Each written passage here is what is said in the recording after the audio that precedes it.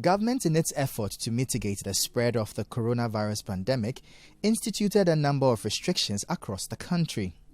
In March, Accra, Tema, Kaswa and Kumasi were put under a partial lockdown for a 3-week period as a measure of controlling the spread of COVID-19. The move subsequently affected many businesses as they were forced to close down.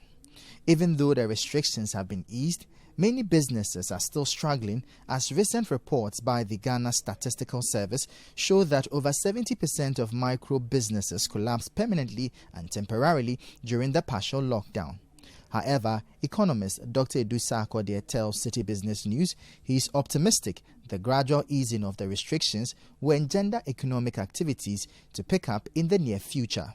Once you're able to go back to church, once the number of congregations have been increased, you expect more inflows for the church offertory, for them to be able to pay the pastors and other church workers. And also, I'm sure some churches were, on the verge of doing some projects, maybe church buildings or school buildings, whatever investment project they were doing. Now they can continue with those. And so it's a very good idea for us. The other one is the open air bar. Then we have the visiting to the tourist site.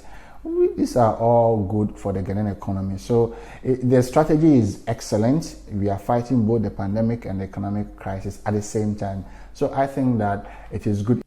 But economist Dr. Lord Mensah, on the other hand, believes the easing of the restrictions could have come earlier. Yeah, the easing of the system for me is even too late. Because if you look at the rate at which the response, I'm not pandemic expert, but then in the end, if you look at the COVID and its impact on our economy, I don't think decision makers have even, given us that room to believe that COVID is having an impact on our economy.